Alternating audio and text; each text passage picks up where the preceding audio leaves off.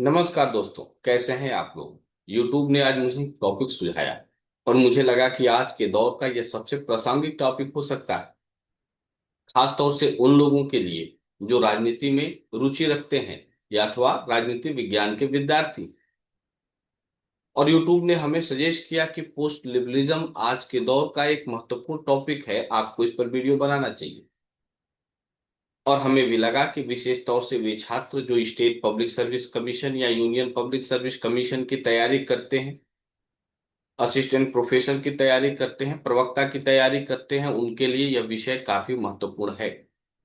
UP LT grade PT की दृष्टि से तो महत्वपूर्ण ही है, मेंस की भी दृष्टि से काफी महत्वपूर्ण टॉपिक है। तो यह विषय लेकर हम आपसे संवाद करने आए।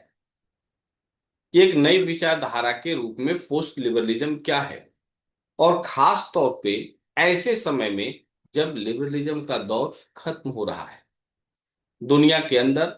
हम इस बात को अब महसूस करने लगे हैं कि लिबरलिज्म की विचारधारा ने दुनिया की समस्या का समाधान करने में पूर्णतः समर्थ नहीं रही है।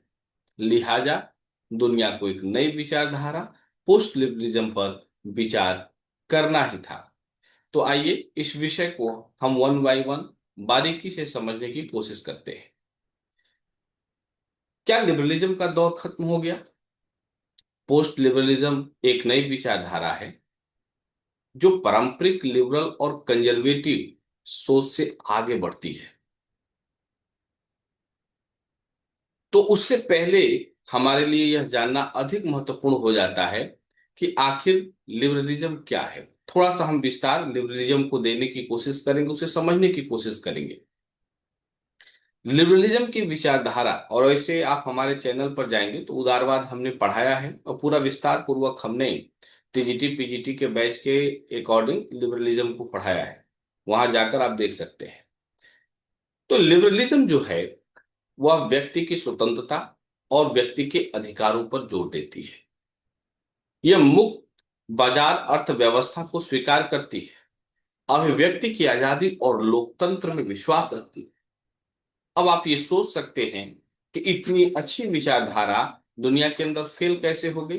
तो हम इस विषय पर आएंगे। देखिए, कोई भी विचारधारा हो, यदि उसमें अति या वाद ज्यादा प्रभावी हो जाता है तो वक्त के साथ वो अपने मूल स्वरूप को धीरे धीरे खोने लगता है, उसमें कंजर्वेटिवनेस आने लगती है, परिवर्तन की कम गुंजाइश होती है। और इस प्रकार से, क्योंकि आज के दौर में हम कल्याणकारी राज्य की कल्पना कर रहे हैं, भूमंडलीकरण के अंतर्गत विश्व की समस्याएं अब एक समान हो गई हैं। तो ऐसे में हमारी ये जिम्मेदारी बन जाती है कि उक्त विषयों को हम गंभीरता पूर्वक समझें और विचार करें। अब हम पोस्ट लिबरलिज्म पर आते हैं। यह विचार करता है कि लिबरलिज्म अब आधुनिक समस्याओं का समाधान नहीं हो सकता। इसमें सामाजिक और सांस्कृतिक पहचान को महत्व दिया गया है। यानी एक तरफ जहां लिबरलिज्म व्यक्तिगत स्वतंत्रता को महत्व केवल दे रहा है, पोस्ट लिबरलिज्म में व्यक्तिगत स्वतंत्रता के साथ साथ हम स्टेट को भी महत्व देंगे। जहां वो मुक्त बाजार की बात कर रहे हैं, हम यहाँ पर सोशल वेलफेयर की भी बात करेंगे, वेलफेयर स्टेट की बात करेंगे। और भारत के संदर्भ में इसको आगे हम समझने की कोशिश करेंगे। इसमें सामाजिक और सांस्कृतिक पहचान को जब महत्व दिया गया है तो स्वाभाविक है कि यहाँ पर स्टेट की भूमिका नगण्य नहीं रहेगी, स्टेट की भी महत्वपूर्ण भूमिका हो सकती है। पोस्ट लिबरलिज्म के अंतर्गत चार पांच बातें बहुत महत्वपूर्ण है जो हमें जानना है, समझना है। जैसे ये सामुदायिक केंद्रित सोच है, या हम कह सकते हैं कि समुदाय केंद्रित सोच पर आधारित है। और भारत में देखेंगे तो कोऑपरेटिव को जिस तरीके से प्रमोट किया जाता है या किया जा रहा है, वो उसका एक उदाहरण हो सकता है। संस्कृति और धर्म की भूमिका को महत्व दिया जाता है, आर्थिक राष्ट्रवाद को महत्व दिया जाता है। राज्य की भूमिका को नगण्य नहीं किया जा सकता, यहाँ पर राज्य की भूमिका के महत्व को बढ़ाया जाता है। वैश्वीकरण का यहाँ विरोध है, क्योंकि ग्लोबलाइजेशन ने कई मामलों में आज आप देख सकते हैं कि अमेरिका का पूरे दुनिया के अंदर अमेरिका डेमोक्रेसी भी है, लिबरलिज्म है, स्टेट का कम रोल है, व्यक्तिगत स्वतंत्रता भी है। लेकिन दुनिया के अंदर प्रैक्टिकली देखे तो दुनिया के बाजारों पर उसका अवैध कब्जा है। तो स्वाभाविक है कि हमें उस विचार से निकलकर किसी नए विचारधारा के बारे में सोचना और विचार करना तो पड़ेगा। तो भारत में पोस्ट लिबरलिज्म एक तरह से देखा जाए तो आत्मनिर्भर भारत अभियान के रूप में आप महसूस कर सकते हैं, उसका यह हिस्सा हो सकता है। आत्मनिर्भर भारत अभियान पोस्ट लिबरलिज्म का एक हिस्सा है। भारत में 2014 के बाद जब से मोदी जी की सरकार बनी, एक तरह से देखा जाए तो सांस्कृतिक पुनर्जागरण का माहौल देखा जा रहा है। और भारत में मेक इन इंडिया प्रोग्राम के तहत स्थानीय उत्पादों को प्राथमिकता दी जा रही है। Startup India, stand up India, ये लोकल बिजनेस को, डूइंग एज बिजनेस, ये लोकल प्रोडक्ट को बढ़ावा दे रही है। और शिक्षा और पॉलिसी मेकिंग में जो इंडिया का अप्रोच है, दृष्टिकोण है, उसको इंपॉर्टेंस दिया जा रहा है।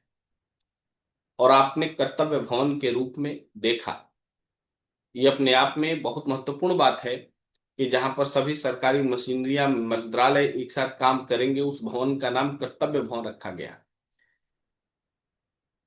तो इस तरीके से भारत, अब जो भारत का स्वरूप है वो पोस्ट लिबरलिज्म की तरफ आगे बढ़ रहा है। देखिए क्या है कि आजादी के बाद 1991 तक भारत मिक्स इकोनॉमी होते हुए भी उसका जो झुकाव था वो सोशलिस्टिक इकोनॉमी की तरफ था।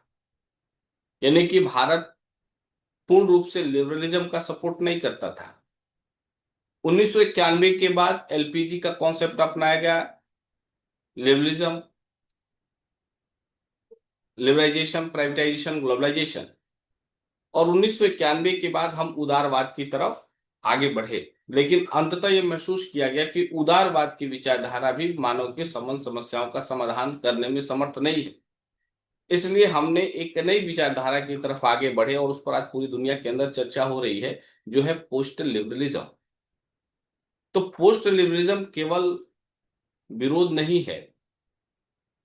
बहुत लोग कहते हैं कि पोस्ट लिबरलिज्म लिबरलिज्म का विरोध है, लेकिन केवल ऐसा नहीं है, बल्कि यह एक वैकल्पिक दृष्टिकोण है, एक अप्रोच है।